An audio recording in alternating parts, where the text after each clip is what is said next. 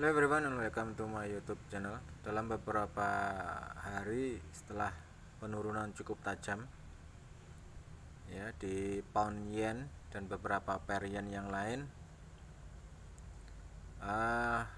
sepertinya all yen sudah mulai merangkak naik pelan-pelan. Hopefully ini akan terus berlanjut ya. Itu atau setidaknya paling tidak lah dia bentuk satu fase ya, kalaupun biasanya seperti setelah ada penurunan atau penaikan yang cukup tajam itu akan diawali atau akan dilanjutkan dengan fase flat ya. Jadi sini naik itu turun lagi kemudian naik lagi, jadi akan ada fase-fase flat seperti ini. Dan ke depan memang harapannya, memang saya pribadi mengharapkan seperti ini, walaupun secara higher time frame trennya masih selling ya, dia belum berubah ke buying. Sementara di lower time frame di H1 dia sudah mulai buy, sehingga kenapa dalam beberapa hari opsi yang kita ambil adalah opsi untuk ambil buy di pair yen. Nah itu, kalaupun ada sell ya kita mungkin sell hanya untuk hedging aja posisi yang sudah ada. Jadi kayak gini, ini ada buy di atas, kemudian kita hedge posisinya karena salah, karena kemudian tiba-tiba harga turun kan. Nah gitu, ini hanya untuk ambil hedging saja untuk selling ini. Nah padahal dengan hedging itu juga sebetulnya juga lumayan loh ya. Nah kayak gini kan, ini hedging posisi sudah kena, buy lagi ketika terjadi kayak gini ya, paling tidak 100 poin lah gitu loh, 100 poin paling tidak 100 poin. Kalaupun kena hedging di 100 poin ya sudah, kayak gini kan kena hedging sudah, kita jangan lagi kena hedging ya sudah, kita buy lagi di harga ini gitu loh. Jadi memang di yen ini saya hanya mengambil hedging kisaran 100 poin saja, jadi tidak lebih daripada itu. Karena kalau dengan hedging 100 poin tujuannya adalah kita akan mudah nanti untuk mengatur ritme buy sell-nya, nanti akan mudah. Artinya kita hanya perlu misalnya 2 kali hedge ya 100 poinan, maka kita hanya perlu mungkin 1 kali trade dengan 200 poin TP sudah cukup gitu. Dan rata-rata kan kalau di GBP JPY kayak gini ya, GBP JPY ini kan seperti ini pergerakan saat ini kan bisa 200-an. Dia naik atau turun bisa 200, sehingga ini menjadi alasan kenapa saya lebih mengambil di 100 poin untuk hedging posisi. Oke, so kemudian di XAU ya, dia naik terus. Oke, ini berlawanan ya, artinya XAU sementara emang ya, ini dia trennya lagi higher time frame, dia lagi downtrend ya. Higher time frame di sini ada resisten, lagi downtrend. Tapi kalau teman-teman mau ngambil buy, alasannya jelas, di sini sudah ada di H1 dia sudah ada sinyal untuk buy gitu loh. Jadi jangan ngambil sell ketika ada sinyal seperti ini. Walaupun sebetulnya juga boleh-boleh saja, tidak ada masalah sebetulnya. Siapa tahu bener kan gitu. Harapannya kan mesti gitu. Siapa tahu kan gitu. Mesti saya yakin harapannya ya siapa tahu benar kan gitu. Atau paling tidak ketika mengambil opsi buying and selling itu perhatikan juga bullish bearish engulf. Nah kayak gini ada bearish engulfing, maka ini bisa dipakai untuk TP, untuk ambil posisi sell kan gitu. Bagaimana kalau naik lagi? Ya naik lagi tentu hal yang wajar. Kenapa? Karena di sini juga masih hijau gitu loh. Kalaupun dia naik dari sini, dia naik agak tinggi ya sudah itu. Ya memang karena lagi hijau ini ada support di bawah, jadi ya kita ikuti aja support di H1-nya gitu. Kalaupun mau selling tunggu aja, nanti sepertinya mungkin kita bisa sell di harga bawah ini ya, siapa tahu nanti bisa dapat harga tinggian.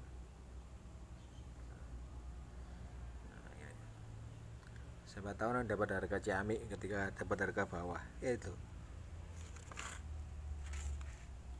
Jadi ya reasonable atau reason alasan untuk selling sementara cuman ini aja ya, ada bearish engulfing ini aja. Tapi lebih daripada itu memang alasannya di sini ada resistance sehingga itu bisa dipakai untuk bisa selling yang memang lebih kuat kalau ini berubah menjadi resisten. Itu kayak gini ya, kayak gini ketika berubah menjadi resisten ciamik loh bro ya, sama-sama selling ketika harganya sudah searah ciamik juga lah hasilnya itu ya. Nah ini lo ya, ini lumayan kan ciamik soro ini sudah dapat 130 poin kan, sama-sama searah sudah searah karena arah di higher time frame dan lower time frame sama searah kan, sama-sama downtrend, jadi ya ciamik soro hasilnya kan gitu. Nah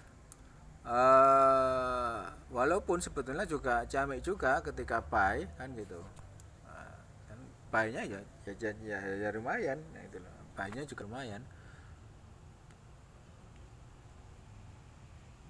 2396 buy close di 2405 kan lumayan hampir 100 poin ya itu tadi, terkadang buy-nya dapatnya banyak, kadang juga dikit kayak di sini ya, buy di 87 sekarang sudah 94 95 itu ya hampir 100 poin lah kan gitu itu ya. Jadi apa ya, pada dasarnya pergerakan ya seperti ini dari dulu. Kalau teman-teman pakai yang namanya RSI, MACD ya, kalau kita lihat ritmenya kan sama, jadi hampir sama semua ritmenya, artinya ya kembali lagi seperti itu ya. Makanya salah satu fungsi indikator kan gitu, kita benar-benar harus bisa membaca indikator seperti apa, bagaimana cara membacanya, harus bisa benar-benar setelah ini aku harus bagaimana, kalau dia dalam posisi flat apa yang harus saya lakukan kan gitu. Kita harus tahu di mana fase flatnya currency itu, kita harus tahunya di mana ya, dua arah ini tidak sama, di higher time frame dan lower time frame tidak sama, berarti memang lagi dalam fase flat. Apa yang harus saya lakukan?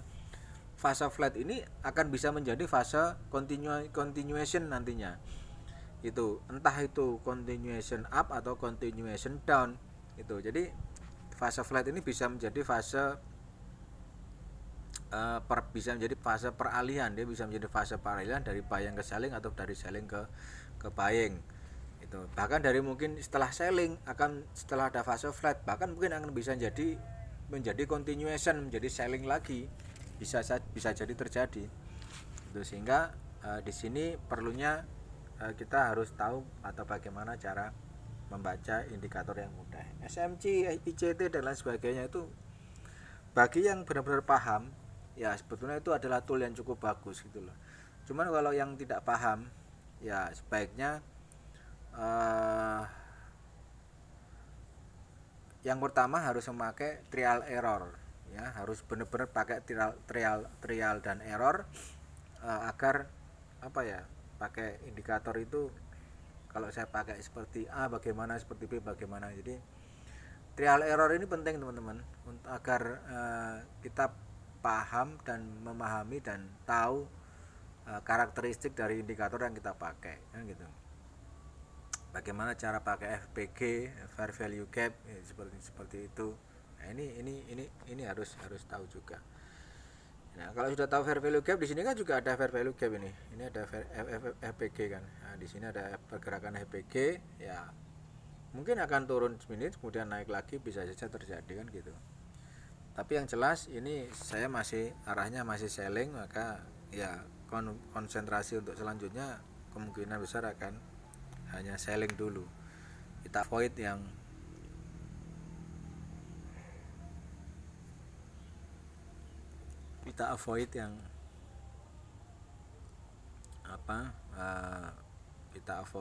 yang buying kan gitu.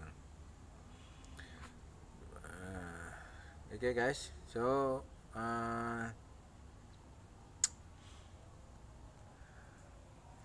itu yang mungkin bisa kita lihat dulu beberapa pair dulu. Pound dolar ini kita lihat di higher TF nya di M15 nya. Oke. Ini pound dolar ini selling ya. Kita masih konsentrasi di selling. Kenapa? Karena emang ada resisten di atas gitu loh. Ini menurut saya adalah resisten. Dan ini juga ada resisten, sehingga bisa saja dari sini dia naik, break daripada resisten yang bawah, kemudian akan menjadi fase ngebreak dari resisten yang atas. Ini nanti akan ada fase yang namanya flat trend kan gitu. Bisa, sangat mungkin terjadi kan seperti itu. Setelah break sini dia akan ngebreak di sini, mungkin akan semakin naik lagi, maka akan berganti trend ya. Kita fokusnya nanti buy. Sementara untuk saat ini kita fokusnya adalah selling. Kenapa? Karena di sini ada resisten. Ambil aja 70 poin, saya kira cukup lah ya. Hedging 70 poin, sekali buy, sekali sell 70 poin sudah cukup ini. Bagi yang belum, kita ngambilnya di TF kecil seperti biasa, ambil aja 70 gitu. Kena benda kena ya sudah. Kalau kena ya sudah gitu loh. Kita akan tentukan lagi kemudian. Kayak gini ya. Saya mau ngambil sell di sini bisa Bang? Bisa, boleh-boleh saja gitu loh. Kalau mau ngambil sell di harga ini ya jangan lupa tadi tetap 70 poin. Ya, 70 poin untuk hedging posisi. Ini kalau pakai hedging ya, teman saya sarankan sih hedging aja. Hedging sajalah. Enak-enak kok pakai hedging itu. Sudah, saya sama saya. Pakai hedging itu enak, smooth sekali. Jadi, sehingga kita tahu nanti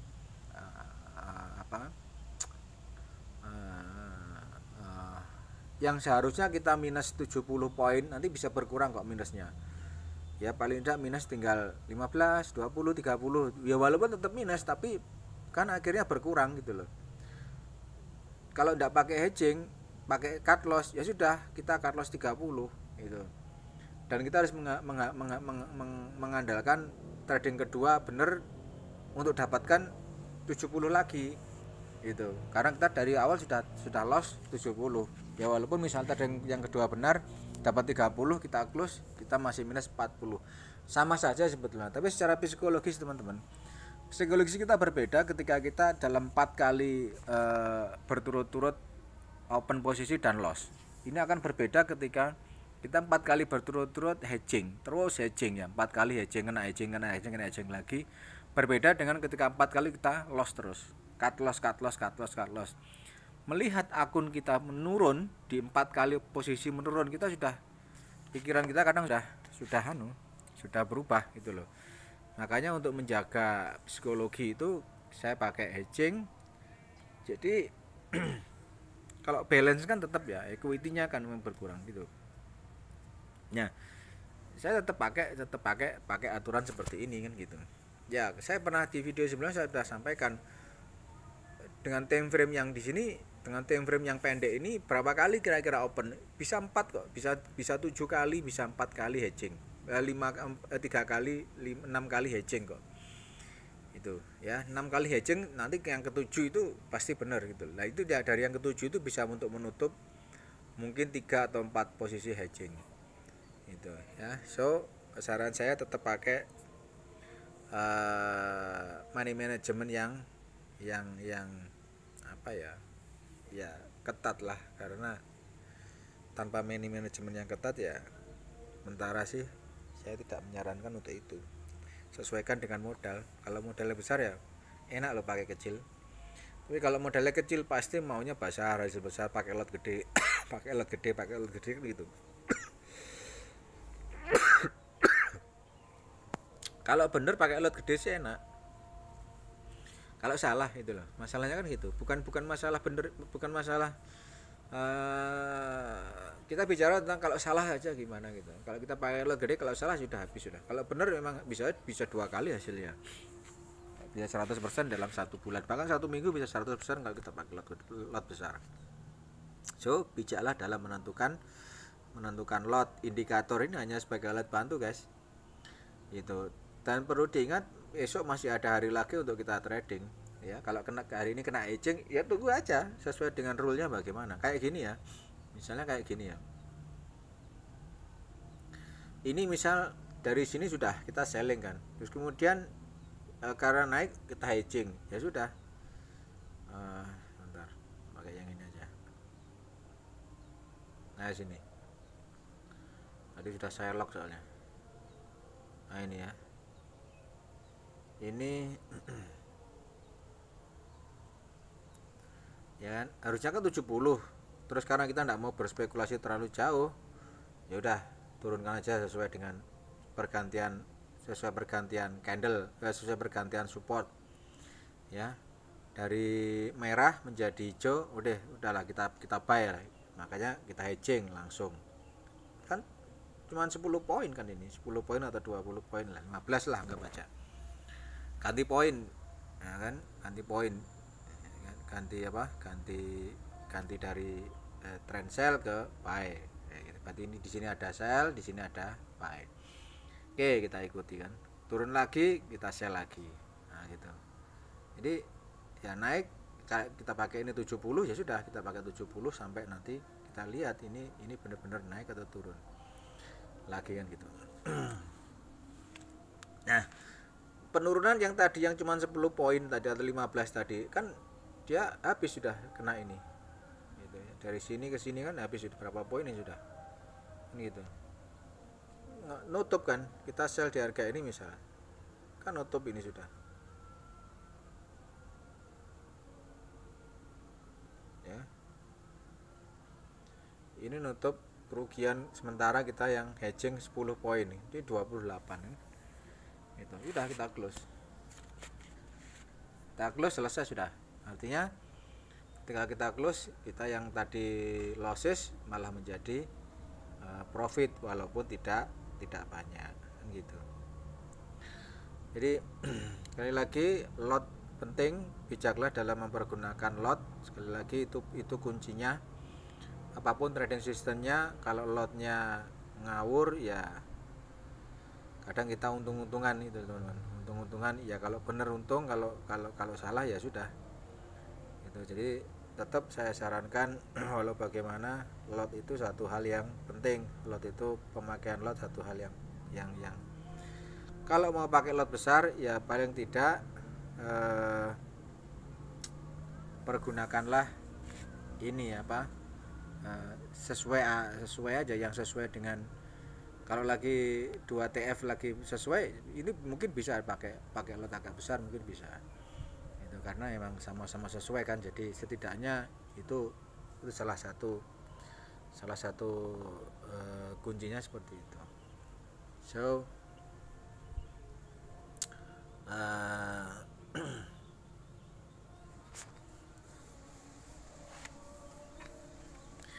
kalau kedua TF lagi ndak bersahabat, ya sudah itu, mau ndak mau kita harus menyesuaikan gitu. Tapi setidaknya TF besar ini menjadi satu arahan kita untuk bisa buying atau selling, dan TF kecilnya hanya kita pakai untuk konfirmasi saja, konfirmasi ketika mau buying atau mau sellingnya. Hanya alat bantu kok, TF kecil itu cuma alat bantu di mana kita mau buy dan di mana kita sell. Trennya di mana? Trennya di TF besar itu. Ya, have a nice day, bye bye.